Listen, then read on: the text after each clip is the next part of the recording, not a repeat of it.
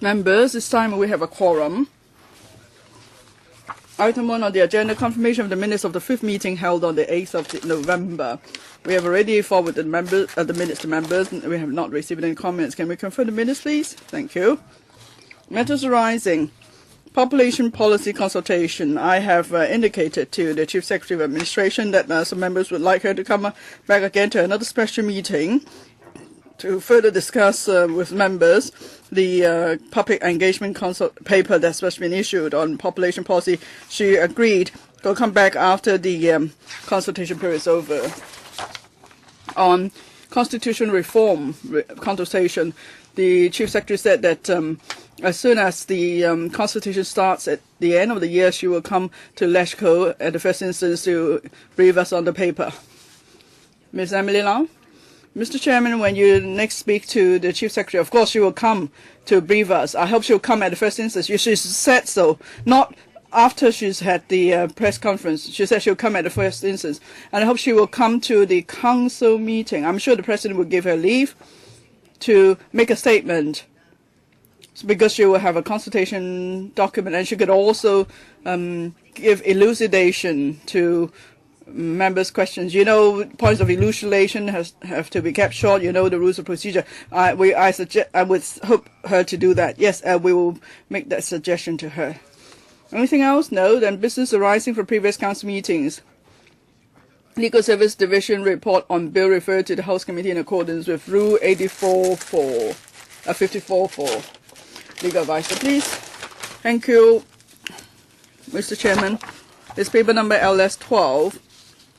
Rural Representative Election Legislation Amendment Bill 2013. The bill seeks to regulate Kaifeng representative elections for Cheungchao and Pingchao for the 2015 elections and thereafter. So this is the elections now under the Village Representative Election Ordinance, and with this amendment, the bill will be renamed Rural Representative Election Ordinance. Now we're still studying the bill. Members may wish to set up a bills committee. Mr. Kwok Him proposes a bills committee. Any members joining, please? Okay. The Secretariat will, of course, continue will circulate a paper to members.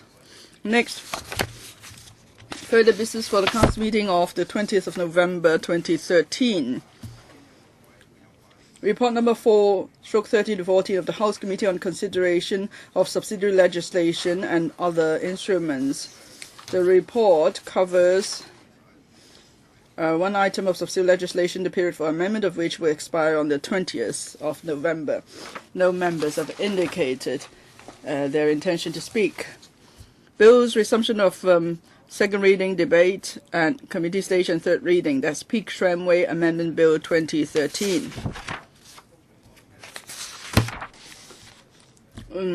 We have already considered the Bills Committee report last week. Members did not raise any objection to the resumption. Business for the Council meeting of the 27th of November 2013. Questions, 6 oral questions, 16 written questions have been slotted. Bills first reading and moving second reading, no notice has been received yet. Government motions, proposed resolution to be moved by the Secretary for Home Affairs under Section 9A of the Criminal Procedure Ordinance. Legal advisor, please. Thank you, Mr. Chairman. As LS paper number LC paper number LS14. The proposed resolution seeks the Legislative Council's approval of the legal aid in criminal cases amendment rules 2013, and the fees will payable to solicitors of counsel in private practice engaged to undertake litigation or criminal cases on behalf of the legal aid department will be adjusted upwards by 9.3%. The reference panel has been consulted. The members have not raised any questions. Well, this is straightforward motion, actually. Do you wish to set up a subcommittee? No? Then on the 27th of November, the administration will move the proposed resolution. Next, Proposed resolution to be moved by the Secretary for Hood and held under Section 29 of the Pharmacy and Poisons Ordinance. Legal advisor, please. Thank you, Mr. Chairman. It's paper number LS13. The resolution is to propose adding 2 substances to the which will be subject to various degrees regulation under Powers and Pharmacy and Poisons Ordinance. It will be come into effect on the 29th of November 2013 if members pass the resolution. Do you wish to set up a subcommittee? No. Then on the 27th of November, the administration will be moving the resolution. Members' motions. Dr. Joseph Lee's motion on formulating a medical policy to support ethnic minority elderly people, and Mr. Leung Yu-chung's motion on facing up to the needs of persons with disabilities. If members wish to make amendments, the deadline for giving notice would be the 20th of November. And there's a list containing 8 items of subsidiary legislation. The period for amendment of which will expire on the 27th of November has been tabled at the meeting. If members wish to speak on any of the items, please indicate by the 5 p.m. on the 19th of November. Report of Bills Committees and Subcommittees. First one, report of the Subcommittee on Post Office Amendment Regulation 2013. Now I'm to report. The Post Office Amendment Regulation 2013 was made by the Chief Executive Council under Section 3 of the Post Office Ordinance to increase certain postal fees under the regulations. These fees include postal box and bag rentals, fee for redirection of postal packets, registration and compulsory registration fees, and recorded delivery fee. The increase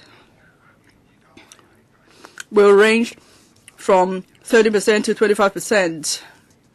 And is intended to broadly recover the cumulative inflation since their last adjustments after the end of December 2012. The new rate, the increase will take effect from the 1st of December 2013. The subcommittee held a meeting of the administration to discuss the amendment regulation. We talk about measures to generate revenue, save costs, and enhance productivity by the Post Office Trading Fund, and also the impact on manpower needs and so on. The subcommittee has not raised any objection to the amendment regulation, and they will not be moving any amendments. Next.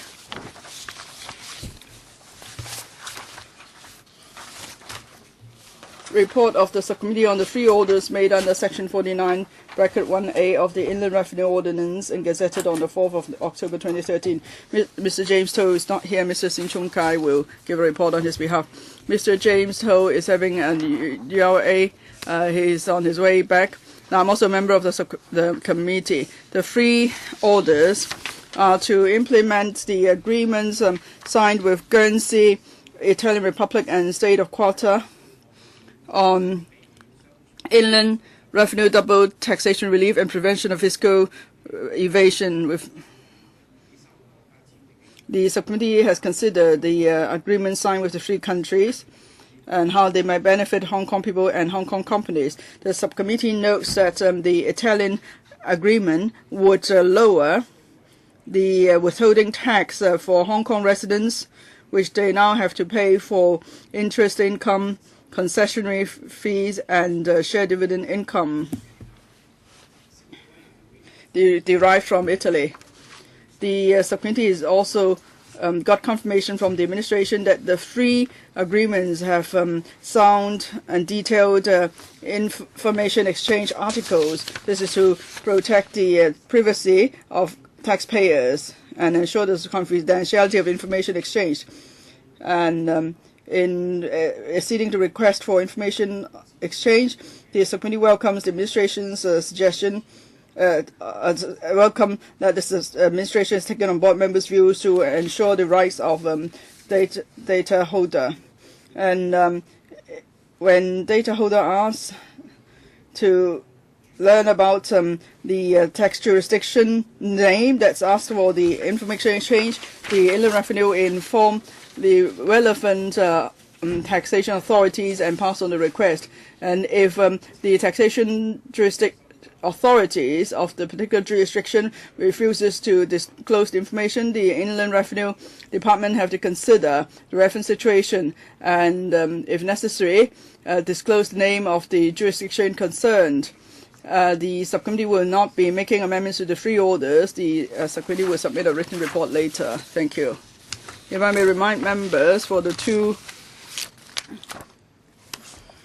deadline for amending 4 items of subsidiary legislation is the 27th of November. The deadline for giving notice of amendments is the 20th of November. Next, proposed extension of period of work of subcommittees on policy issues. Paper number CB 2262/13 to 14. The paper has been forwarded to members. The paper invites members to consider a proposed extension of period of work of 8 subcommittees on policy issues as set out in paragraph 5 of the paper. Based on the proposed extension of period of work of the 8 subcommittees, it is expected that the first subcommittee on the waiting list will be activated in around April 2014, while the other 3 subcommittees may not be able to commence work within the current legislative session. So I have asked the Secretary to come up with this paper for members' consideration. There are a number of proposals. Firstly, there are subcommittees on the waiting list. If a subcommittee has worked beyond 12 months, they could only extend their work for no more than 3 months. That's the first proposal. Now, of course, the House Committee has the authority to decide on priorities. Second proposal, under every panel there should be no more than 2 subcommittees. So I would like members to consider these 2 proposals. Does any member wish to speak? Mr. Frederick Fung. It's a question of definition for the subcommittee on poverty. 2 months ago already we wanted to extend the work of the subcommittee because still a lot to be done. But then the Secretary suggested that we turn the subcommittee on poverty to a subcommittee under the Welfare Services Panel. But the subcommittee on poverty is actually set up under the House Committee. So can there be a separate queue for subcommittees under House committees, not under panels? Well, I said so already, but you didn't pay attention. The priorities and the duration for a subcommittee, that's a matter for the House Committee. If members believe the subcommittee on poverty is an important subcommittee, it should continue its work, then with member support, of course, this subcommittee could be extended. But if not, it will have to join the queue because there are already 4 subcommittees on the waiting list and 8 are in action. If the 8 keep extending their operation, then the 4 will never get a chance. So now the question is, therefore, we can see now there's 1 subcommittee which says that it could complete its work within 3 months. So that means there will be 7 in action, and the first in the queue is the one proposed by Madam Chen Yun-han. So there are 3 more subcommittees on the waiting list, and they couldn't start work. Now, if we accept that under 1 panel there are no more than 2 subcommittees, then actually 2 subcommittees are already under the panel on welfare services, 2 on the waiting list. So that means these 2 on the waiting list will have to wait for the 2 subcommittees under the welfare service panel to finish work before they could start work. And there is still 1 more on the waiting list, even if we could deal with that. We hope that by the 1st of April, when members could pass the draft estimates, there should be new resources for us to create more posts, and that should resolve all the issues. Maybe I didn't make myself clear, Mr. Chairman. That's why you thought I didn't pay attention to what you said, but usually that's the case. I'm just saying that under the House Committee, the House Committee should be considered one of the panels as well. So there should be a number of subcommittees under the House Committee. So if a Welfare Services panel has two subcommittees, can House Committee also have two subcommittees? But if we put everything under the panel, then there could be 3 subcommittees under the Welfare Services panel. House Committee is House Committee. It doesn't count towards the Welfare Services panel. But that's what the Secretariat told me. They said it counts towards the Welfare Services panel. Clark? The Subcommittee on Poverty is set up under the House Committee. It's not counted towards the 2 quota places under the Welfare Services panel. For the Subcommittee on Long-Term Health Care. Now that's under the Health Services panel. So that means under the Welfare Services panel, there are now 3 subcommittees in action. That's what we mean. But we couldn't count 3. Where did you get the 3? Unless you put the Subcommittee on Poverty under the Welfare Services panel. Otherwise, there couldn't be 3. No, Subcommittee on Poverty is not under the Welfare Services panel. On the waiting list, the first 2 on the waiting list, if they operate at the same time under the Welfare Services panel, there will be 3, including the joint subcommittee chaired by Dr. Fernando Cheung.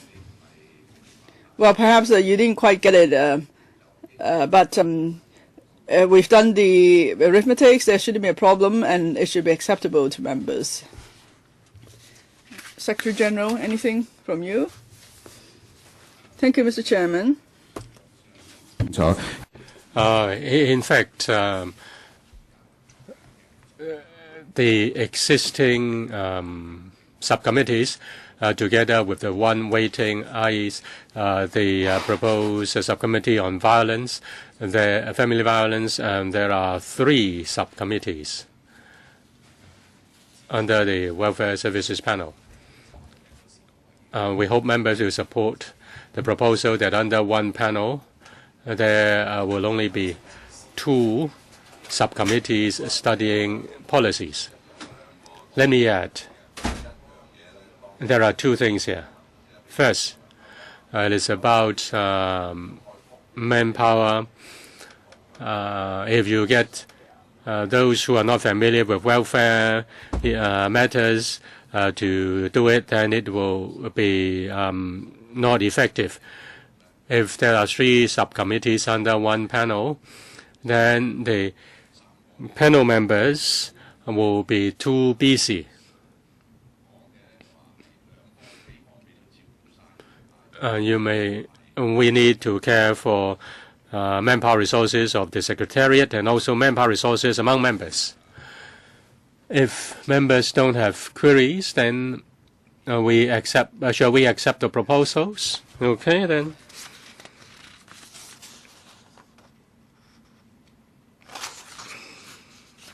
There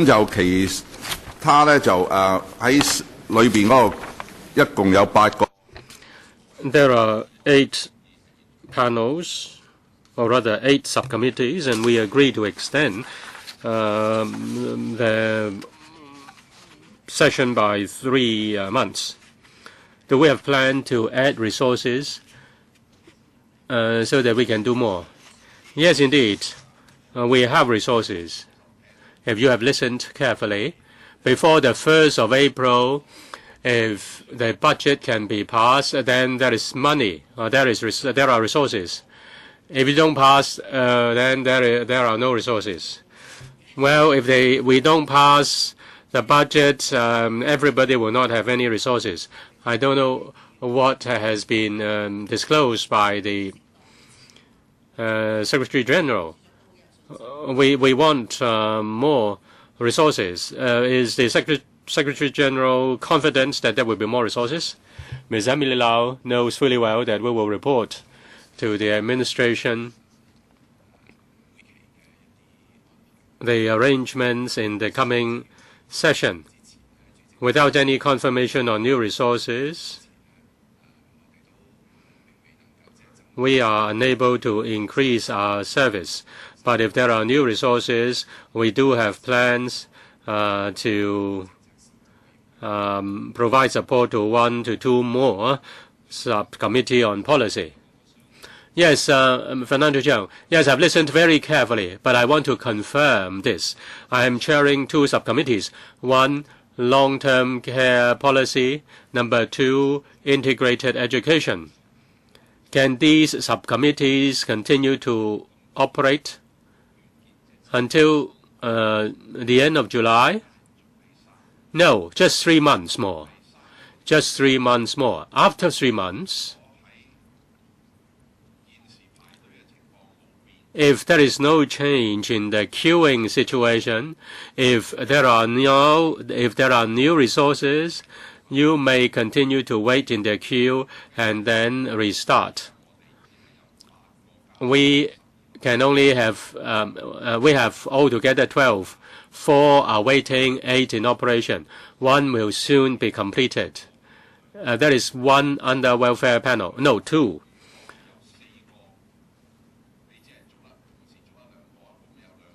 If there are, we only allow 4, and or rather there are 4, and then 2 are waiting. We still have adequate quota. But if the 2 are under the welfare, then 1 has finished, then the other can join. Well, as for the 1 chaired by me, it is a joint panel between welfare and healthcare. I don't mind giving the other half to healthcare. And that will become a new one because you have to redraw your terms of reference. If you like it, then we don't mind. Well, that's not good. I just want to continue the operation until we have completed our work. Theoretically speaking, that can be done, unless in the coming few months there will be 1 or 2 more subcommittees waiting.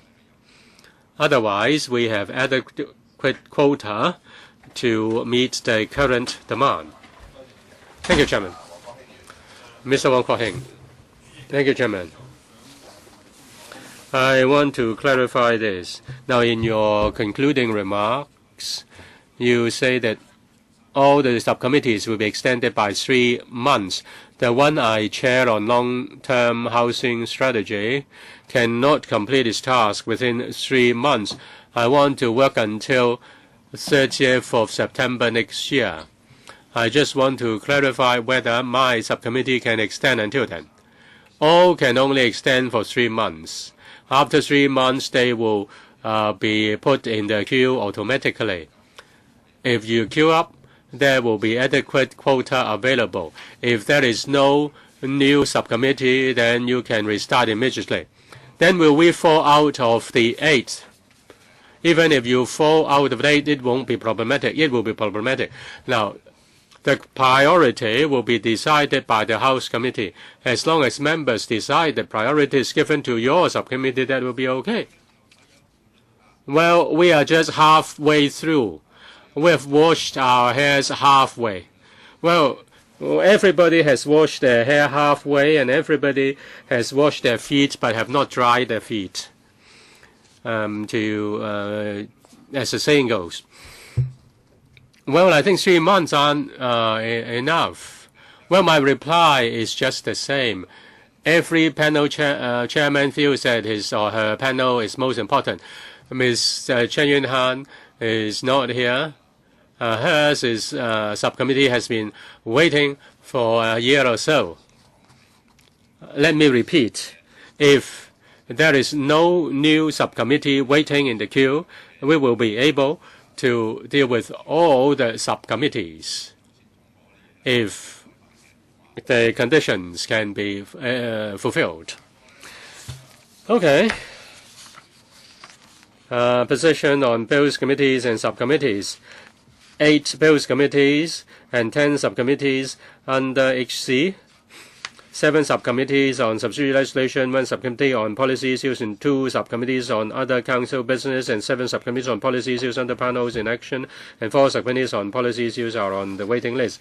A proposal of Ms. Claudia Mo to seek the Council's authorization for the appointment of a select committee to inquire into issues relating to the vetting and approval by the HKSARG of domestic free television program service license application, and that in the performance of its duties, the select committee be authorized to exercise the powers under Section 9(1) of the Electoral Powers and Privileges Ordinance to summon Mr. Ricky Wong, Chairman of Hong Kong Television Network Limited, to attend before the committee to give evidence and produce all relevant information.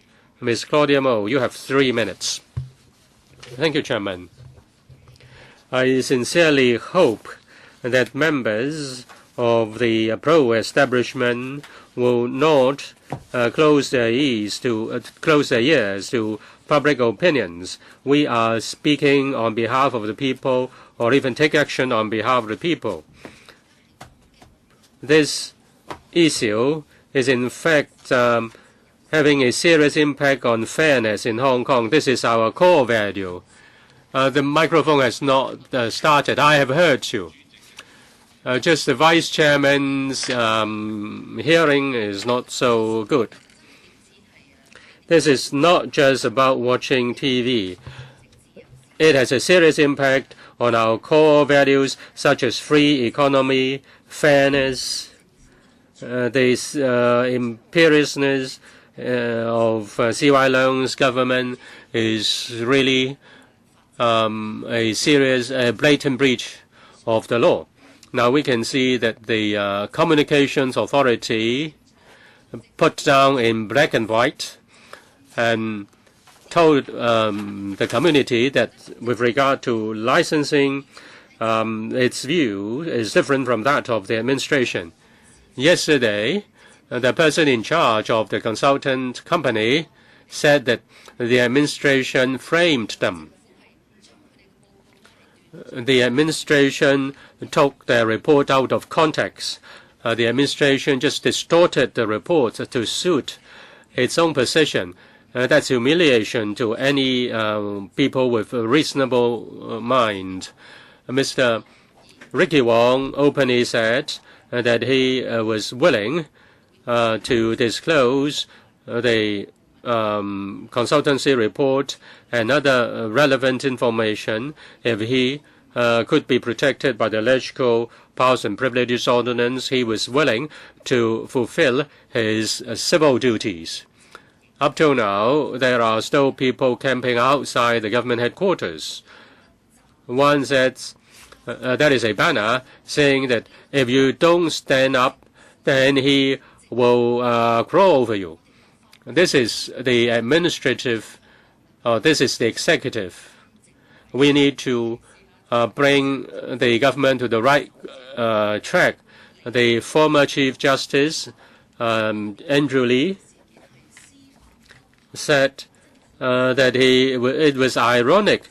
It was ironic for the government to propose to other people to take it to court in a JR process. And even W.K. Lam said that the administration should fully reflect on this, and just Carrie Lam said there was no need. Other members, 2 minutes each. I support invoking the ordinance to summon Ricky Wong, the chairman of the HKTV Limited, TVN Limited, to give a full account on that. 1 month ago, the administration published the result and caused an uproar.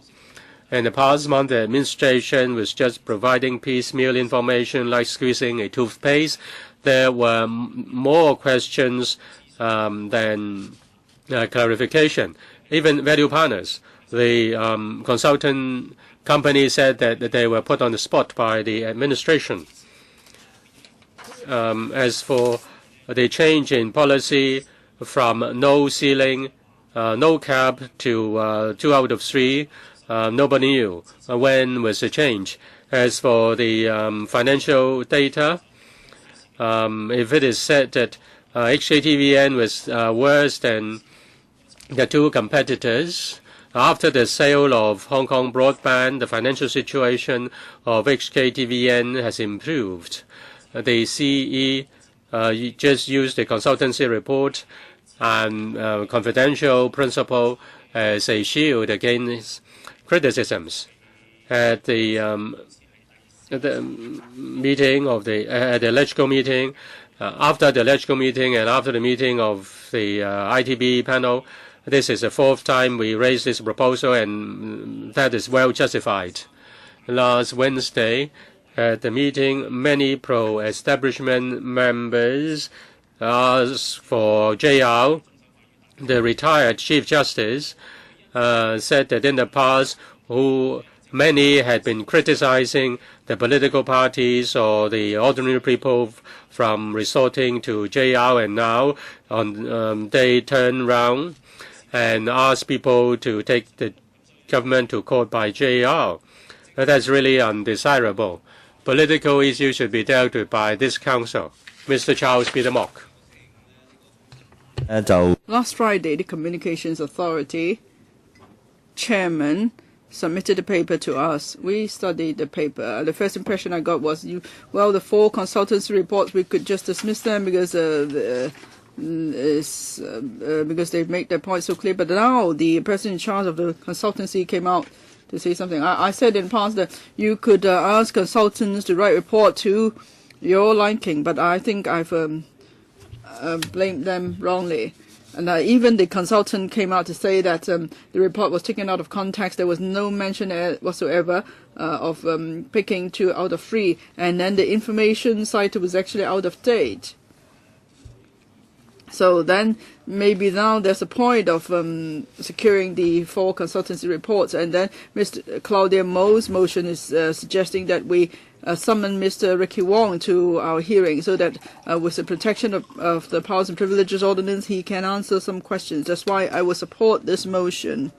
And as you can see, now, this whole case, people are just pointing the fingers at one person. So maybe we should just summon or serve a summons to seek the Executive Council papers, and we should set up a select committee to investigate the case. I don't think we're not very far from this step. Now, there's something so conservative, so mild, a request that is asking Mr. Ricky Wong to produce what he's got, and definitely that's not EXCO papers. And if you still say no to that, then what choice do we have? Then we will have to target the Chief Executive. We have to target the Executive Council. So let's see how we're going to vote today. Perhaps it will still be the same result, but I think then the people of Hong Kong will have to see again clearly for themselves the position. Mr. Raymond Wong, can I seek some advice from the legal advisor? If we go by Ms. Claudia Mo's motion, my question is, how come then we don't just set up a select committee under the Powers and Privileges Ordinance, and we can summon anyone we want?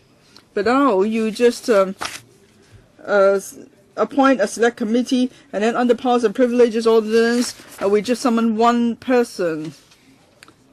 So if we set up a select committee, legal advisor, under the Legislative Council Powers and Privileges Ordinance, like what we did in the past, will it just include Mr. Ricky Wong? We could actually summon any other people. Is that right, legal advisor?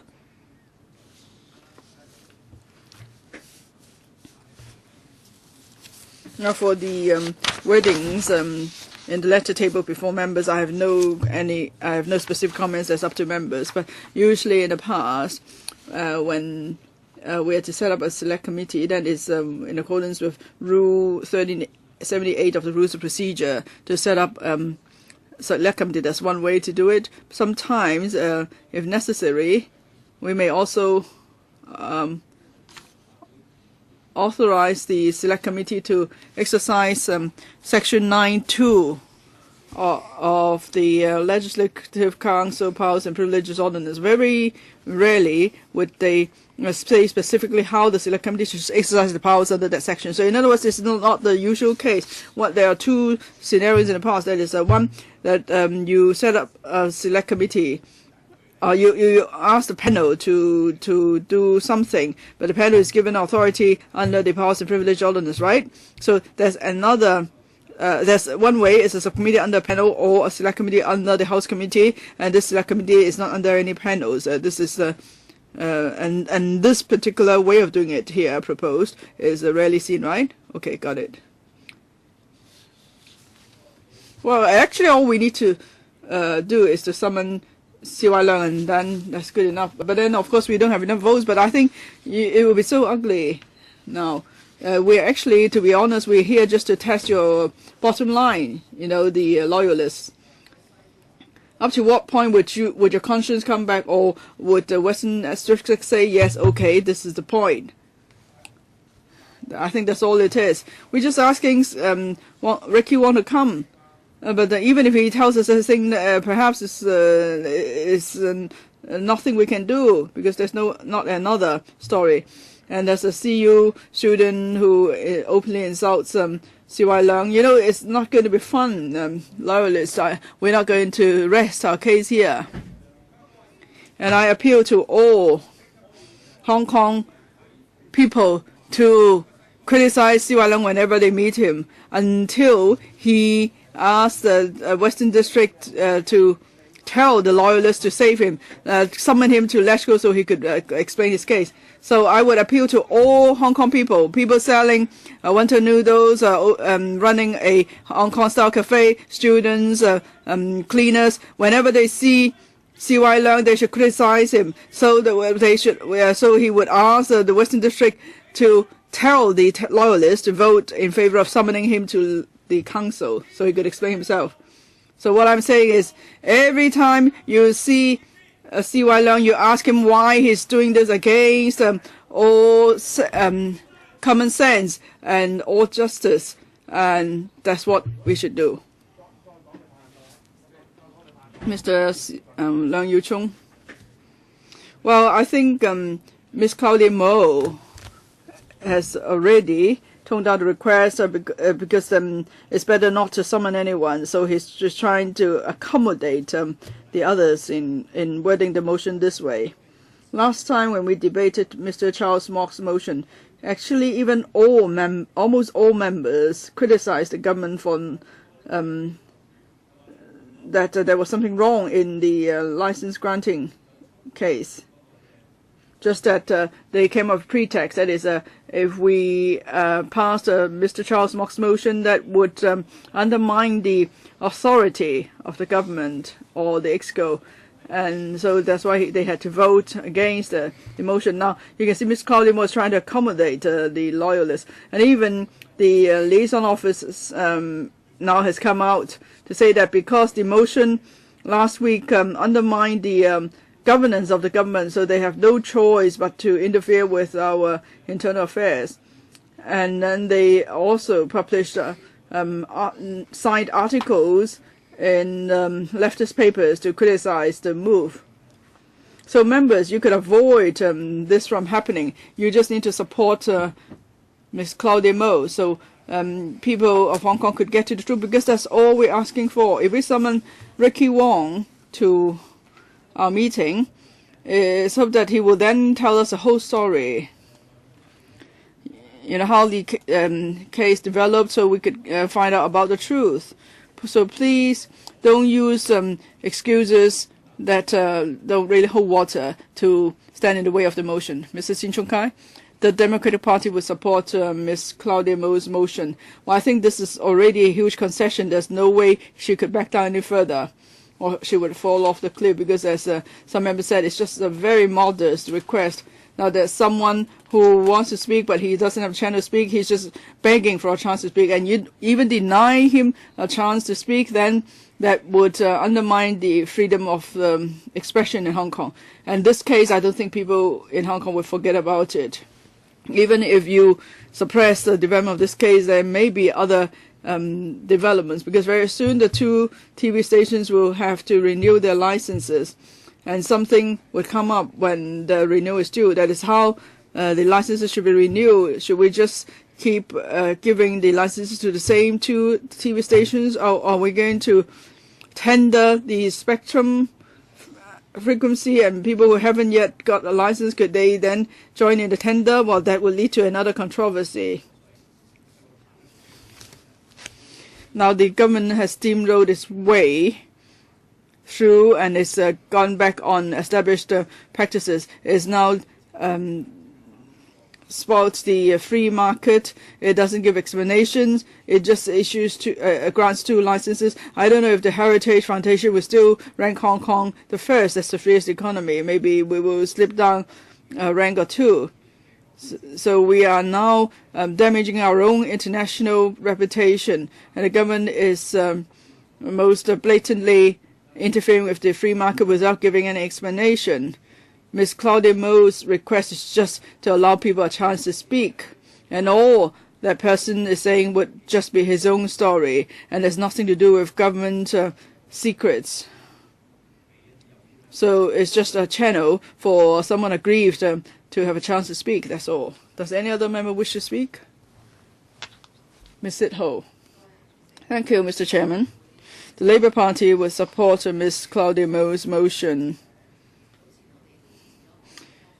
We supported Mr. Charles Mock's motion and Mr. Dennis Kwok's amendment the other time because we still want to know whether in Hong Kong we still have a mechanism for making fair and just decisions. In fact, for the last motion, technically we are already trying to accommodate the loyalists as far as possible. Now you say we couldn't seek extra records, so we take a step back. But you say that undermine the executive. So now we're saying that we just summon Ricky Wong. Now, if you tolerate the government to act this way, act in impropriety, how far would you go? We just try to get to the truth. How much interference is there from the liaison office? We need to find that out because some members have said openly that before the vote, the liaison office approached them. So this is what I call unauthorized building works. It's an extra layer. So how does it affect the decision on the TV license? So we need to find someone to come out and tell us the story, but he needs legal protection, and that's a very modest request. So members, you have to see what public opinion is like now. It's about whether we could continue with the 2 systems. So that's why I want members to support the motion. Mr. Kenneth Leung. Well, for this particular motion, it's really modest and humble. We're just asking Mr. Ricky Wong to come and clarify certain issues. In the past 2 weeks, I've received inquiries from many large private funds. They asked what we're doing in Hong Kong, whether we still practice free economy or free market. You can see Mr. Ricky Wong has made immense investment, and then we're talking about private funds, not small ones. Private funds worth tens of billions of US dollars. And so we are undermining our own reputation. If we don't even allow Mr. Ricky Wong a chance to speak, then for foreign investors and those doing business in Hong Kong, there would be immense impact. So members, please think about it. This is something so important.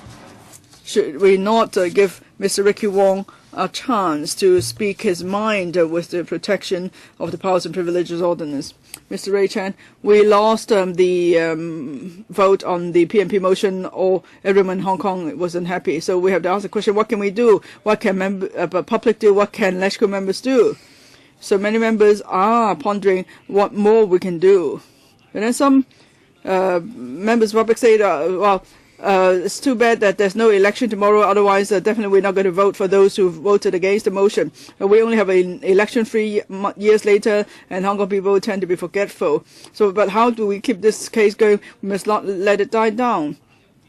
Now, PNP, you say you won't support it, and some say the LegCo is a toothless tiger. So, but everything, LegCo is really a toothless tiger. And Greg So came to the meeting. He could refuse to answer questions. And he did something opposite to what the consultant recommended. So, what are we going to do? So we have to seek an extra piece of paper. We have to summon an extra person as best we could.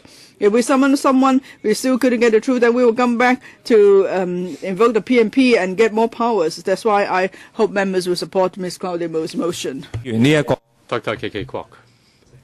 I think Ms. Claudia Mo's request is really humble.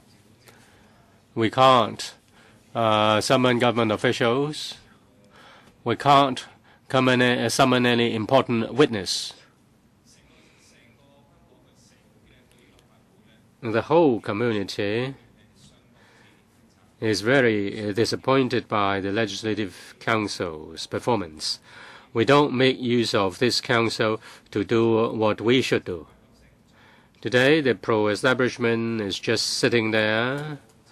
They don't say a word. Those who are also EXCO members don't say a word. And now if you dare to vote against a proposal, tell people why. Let people understand. They spent so much money on LegCo members, and the LegCo members oppose people's right to know. At least Ricky Wong should be protected when he gives evidence and tell people the truth. Yet, if you vote against it, you don't allow people to know the truth. I dare they go out and speak up, and don't just cast a vote against the motion and then hide. Mr. Tam Yu Chung, I dare tell you, the Pan-Democrat members on the 7th of November had already moved a motion to invoke the LegCo PNP ordinance. There was a full discussion. Different views were aired, and now they want to have a rerun. They say it is very humble. They are holding their cap in hand. They have no room to withdraw. In fact, that they have a very smart strategy.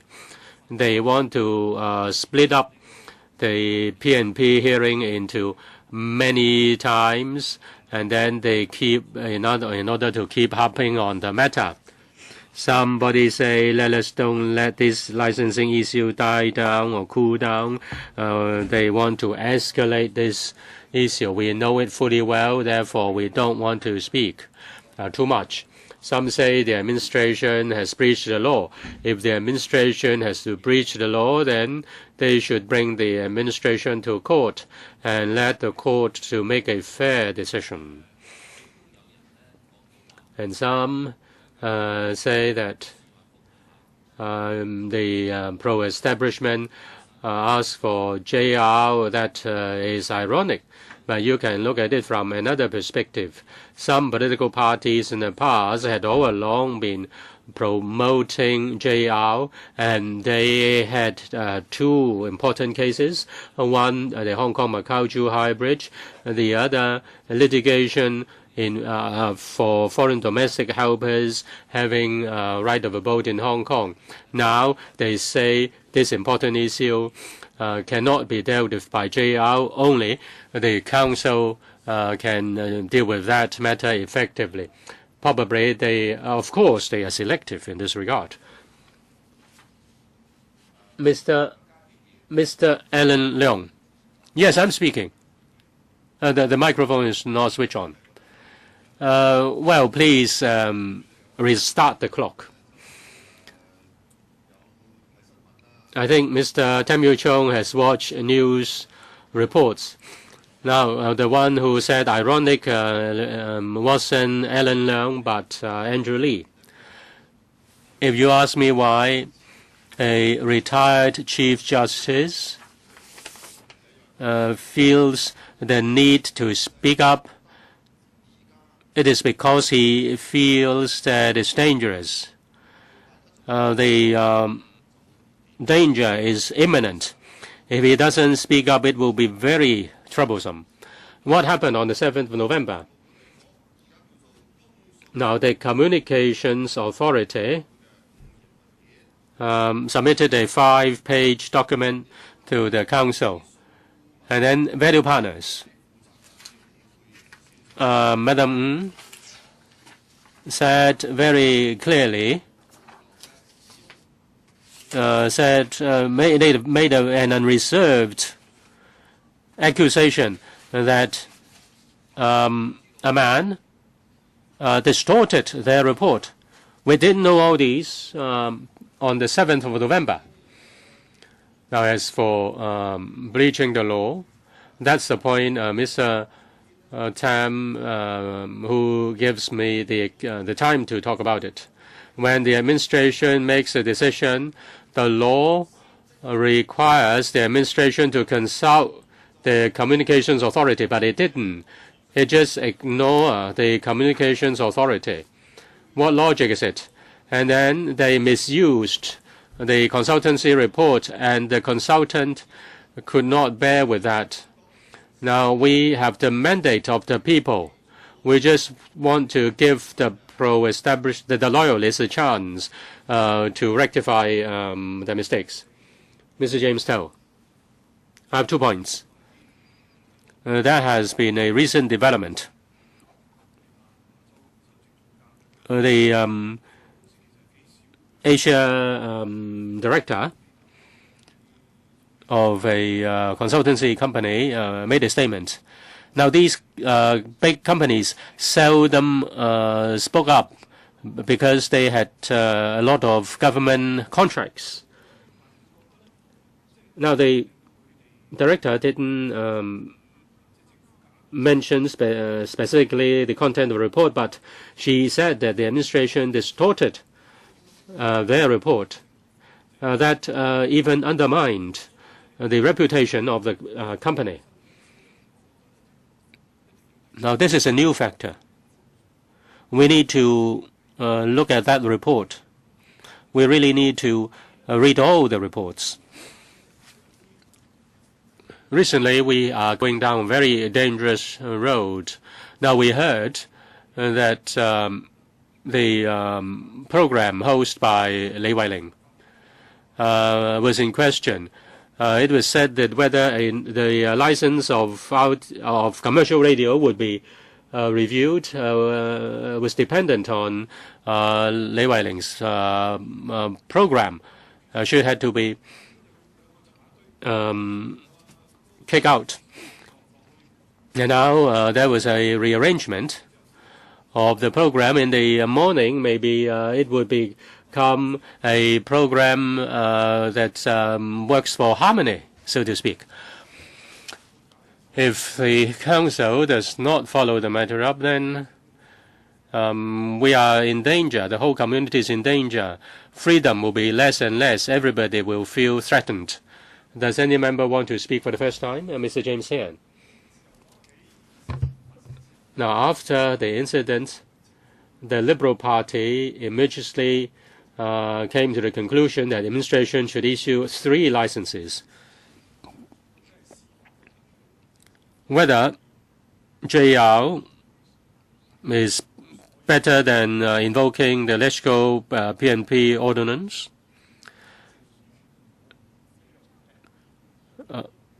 the majority view is that if the EXCO decides against giving a license, then the applicant will not get any license. Why the Pan-Democrats just keep harping on this issue? Why can't you consider an alternative? You've heard recently that concerning Obamacare, it was threatened to be vetoed, but finally there was a political compromise with the Republicans. The compromise was a no increase in tax. Now the Pan-Democrats support stamp duties. Now, if you tell the chief executive, if you don't give a license to Ricky Wong, then you will vote against the stamp duty bills. Then he will succumb. As for the government, housing is most important, followed by helping the poor, followed by environment, followed by health care. If you want to get a license for Ricky Wong, then you shouldn't argue over the electrical PNP. You have the power to do so. The Liberal Party doesn't. As for us, we've abstained. We will not stand in your way, and we will not work for the government. Mr. Lo Wai Kwok, some members link this to the change in program of the commercial radio. I've paid attention to the news. As for the morning program, Mr. Stephen Chan will be their host. You know that his program, when he was a TV program host, his program was very popular. Now we put emphasis on freedom of expression, why a change in program of commercial radio has been escalated. Will members invoke Let's Go PNP and ask Mr. Lee? No, Miss Lee. I've confused the problem because it's a confusion, so it also has confused the logic. I'm a councillor for a year.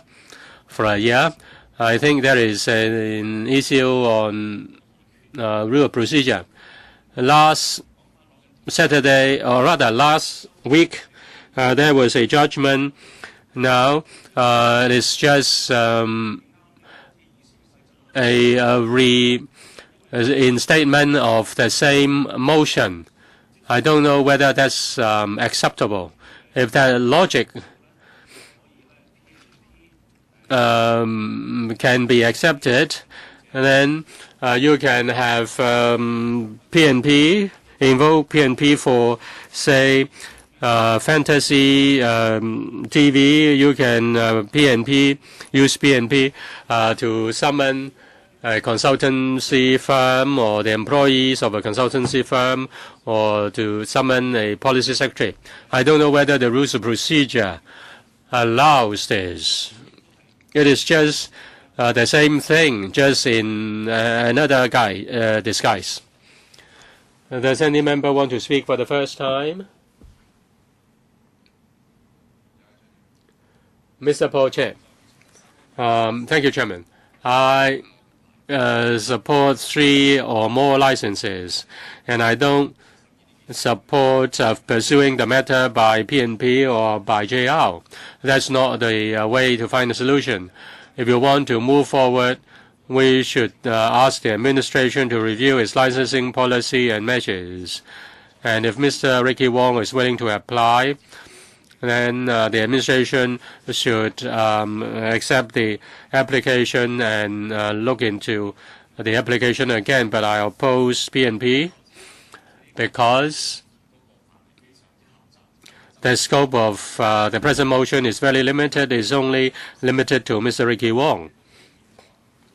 Members try to avoid the EXCO document or the EXCO decision process, and no officials will be involved. They will not get what they want, or they will not get the information they want.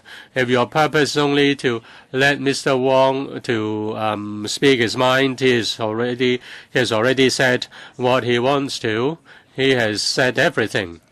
And if he wants to say anything new, there is no injunction against him speaking anything, mentioning anything new. As for Madam Ng, she is not restricted in giving her opinion. They don't need PNP, and they can speak their mind. As for Ms. Lee being oppressed and also free market suffering, PNP is not the way to deal with such substantial changes. There are other suitable venues.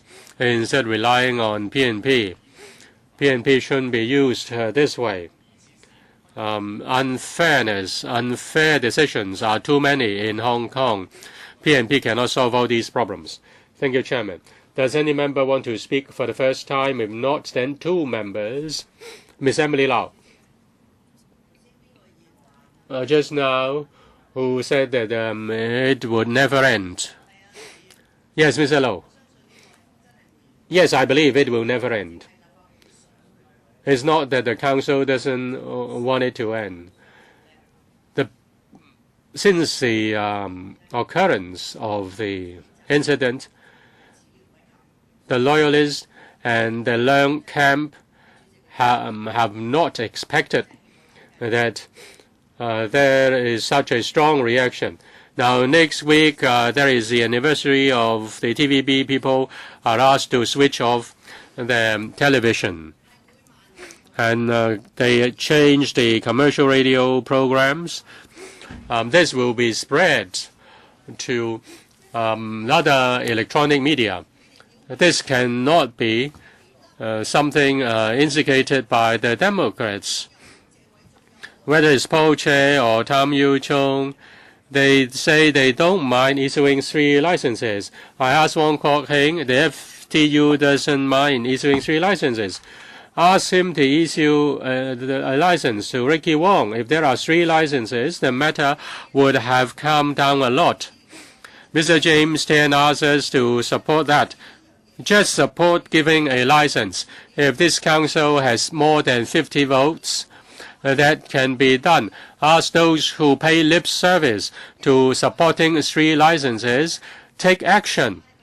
Don't just pay lip service. Take action. Yes, next time there will be a policy secretary, there will be political assistants who will be summoned. People ask for that. Have you reflected on this? Have you reflected on this? Do you understand what people want? Are you out of touch with reality? Well, we will keep talking about it on Friday, and you have to earmark at least 2 hours every Friday. Any other members, please? No, then 2 members wish to speak for the second time. 1 minute, please, and I'll draw the line here. Mr. Leung Kwok Hong. Judicial review, I'll do it. I'll do it. I'll ask people to do it. Don't you worry about it. Definitely, he has to take judicial review. He's not going to get away with that. So JR is definite. Just that under LegCo, under the basic law, we are supposed to monitor the government. You ask the public to seek judicial review to monitor the government. Well, I think you should just pack up and go home. And why do we have to raise this matter here? When C.Y. Leung came for lunch, we protested inside, you booed and hooed us. And I said that you in the dining room, you were the majority, but outside the dining room, we were the majority. So wake up to reality. Did you not support Tong Chee-hwa? When we investigated Greedy Zhang, did you not say that we're just stirring up trouble? So wake up, please. Don't just rely on them. Mr. Leung, your time's up. Mr. James Tan. Chairman, to make the free licenses to happen, what I suggest is not about shifting the focus. We give it serious thought, please. If any government doesn't get enough votes on the particular issue, then it's about compromising to secure enough votes as a possibility. If you support us opposing the harsh measures, because the TV license issue is certainly not as harmful as the harsh measures. Now, you are the one with the power and the clout. You have teeth, but then you are passing the buck to us. So we are giving you back the buck. If you want to strive for a license for the people, well, you just go and talk to the chief executive. You tell him if he doesn't grant a license, then you will support. You will not support the stamp duty bill. You know, it's the same thing. You know, it's political compromise. I've drawn the line. This is not a debate. I think members have aired views. Dr. Kwakaki has just pressed the button, but I've already drawn the line, so I'll put the matter to a vote. Ms. Claudia Mo proposes to seek the council to appoint a select committee. Those in favour, hands up, please. Ms. Emily Lau claims a division. Secretariat, please ring the division bell.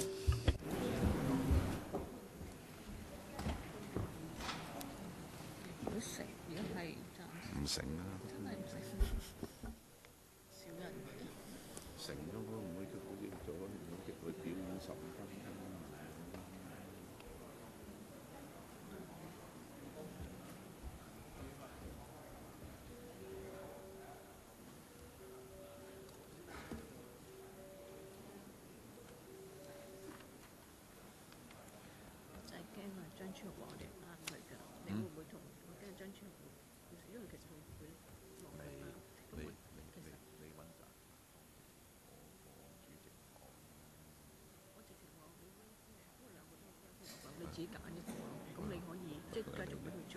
你揾啲卡搞掂，你叫佢哋幫佢唔掂。卡佢哋搞唔掂啊！總之佢哋揀咯，你都你唔介意㗎係咪？即係總之家暴可以等張超個接埋先有解決，因為佢同一個咩 welfare plan。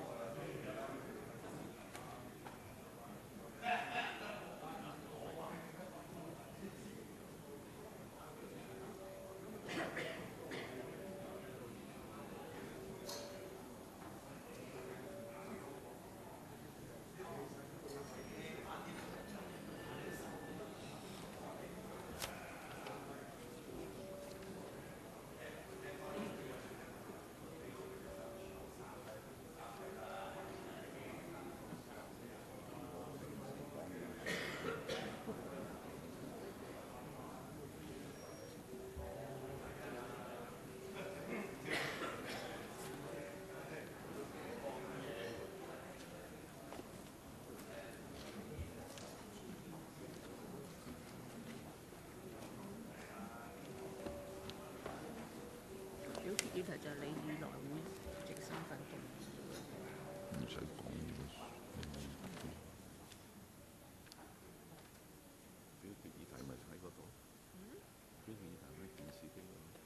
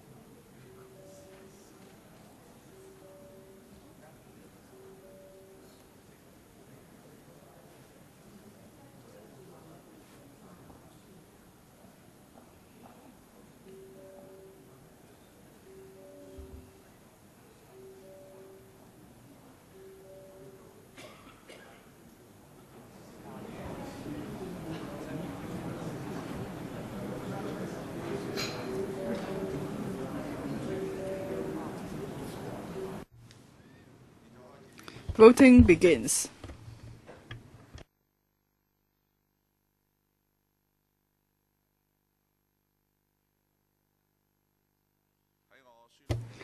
Before I declare voting closed, members, please check your votes.